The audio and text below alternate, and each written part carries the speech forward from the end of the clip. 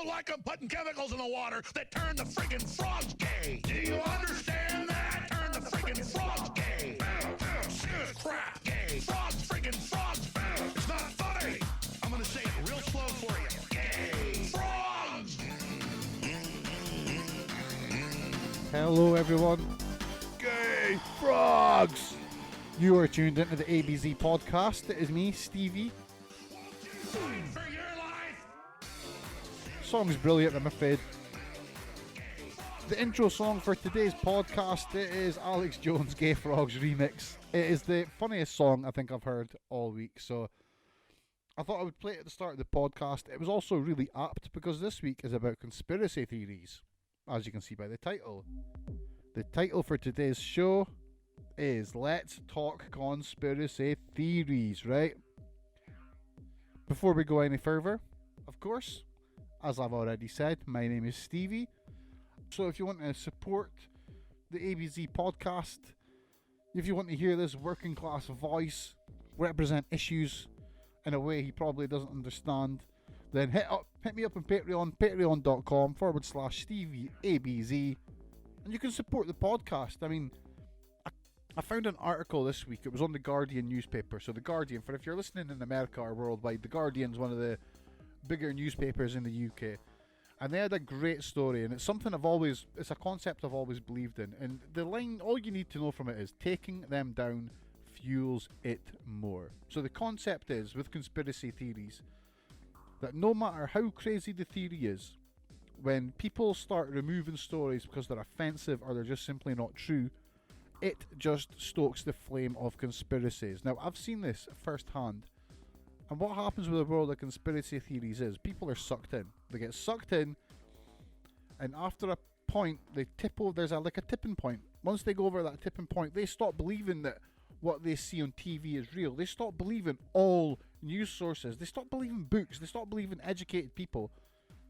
And this is when it sucks them in, because once people get to that stage where they believe nothing, they reject normal reality, and they question. Well, I always say you should question everything, but they really question everything to a level where nothing is real, and nothing can be. You can't give anyone proof that things would be real. That's when this comes down. So if you want to read the link, taking them down fuels it more. The link is on the worldoftrash.co.uk page. All information is there. And yeah, I mean, it was a great article. It talks about how YouTube, social media companies, deleting videos of people claiming that survivors of the Las Vegas shooting were actors has only served to give the false claims more power, which is insane. And it leads us right into topic one of today. The topic one now, this is one now. Mass shootings in the USA are staged psyops. They're not real. People believe this now. The parents of the children who died get constantly harassed with people saying that it didn't happen and that their children didn't exist. And what the hell is with that? That annoys the crap out of me. Now, I know someone, and I nearly had an argument about this, because I was like, right, you can believe what you want. I don't care what conspiracies people believe in. But when the conspiracies lead to people harassing the parents of a dead child who was shot at school, then no, that's the line. You don't do that. Topic number 2. Russian troll farms. It's a complex issue. Lost my train of thoughts. Yeah. With Paul, it's non-stop. 4chan's non-stop. Posts are non-stop. So if you're in that mind of that train of thought where you want to see ultra-hard right-wing rhetoric, porn, stupidity, people being trolled, or trolling victims to go after, you would be on Paul. Now, the way that Paul works, because it's just a constant, if you press F5, you refresh your page, you've got a new set of stuff. So as soon as you get that dopamine hit from that first read through of the page and all the insanity that is on that page, you're like, that was pretty funny. You've got a ton of dopamine hits already. You press F5, there's a new set of stuff there. Dopamine hit. You start reading through it, you think it's funny. Dopamine hit. Oh, I'm going to go troll them. Dopamine hit. I'm going to post something on here. Oh, someone's replied to that hit. Dopamine hit.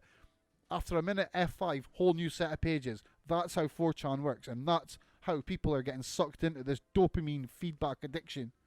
The Donald, the subreddit The Donald, I've got no idea why that subreddit has been allowed to exist, because it is a hub of just vile hate and propaganda. The whole dopamine feedback loop on The Donald is insane. And I mean, even I have got read stuff on The Donald and thought it was funny, and I was like, I better subscribe because I want that thing off the page. And I was like reading it, and it was as I was reading it, I'm thinking left, and I'm like, hold the freaking boat. This is just like trying to suck people in, but by using comedy and stupidity. And that's where I came to the conclusion. I was like, Stevie, man, they're addicted to stupidity, and they just suck people in, because once they've got people laughing along with their jokes, that's half the battle done. We have one more topic for today, where this is the story / conspiracies. Why am I holding my arms up? Of Malaysian Airlines MH370 and MH17. And we're going to look at the conspiracies surrounding these. I'm lost for words. I'm honestly lost for words. I'm trying to think of something to say to go with the whole concept that MH370 was sucked into a black hole. But I'm sorry. I have nothing. It is freaking stupid. I'm going to read this because I've took a quote from a webpage because it's just crazy, right? Now these pictures that I'm away to look at, they are also on the info page I've got for this podcast. So it's at worldoftrash.co.uk. It's just on the front page there right now, and you can see what I'm reading. You can see the pictures that I'm talking about. Miraculously though, a window appeared in at least 2 of their pictures, where previously there was none. I mean, are they the same plane? I need to do more research on this one. Because I came into doing this podcast thinking that I was going to talk about this, and I thought MH17 was a closed book in my case, but no, now, when I see that pictures, it makes me wonder, because the fact is, the picture that looks most photoshopped is the picture that has the window. Like, Photoshop's like, I'm a digital content creator. I've got qualifications in Photoshop and all this sort of stuff as well. So when I look at an image, I can normally pick out which one's Photoshopped, like spot the Photoshop.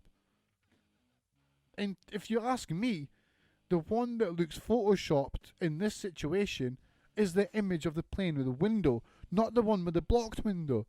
And if that's the case, that means that is an actual fact that needs to be checked rigorously. And I'm going to leave it at that for today.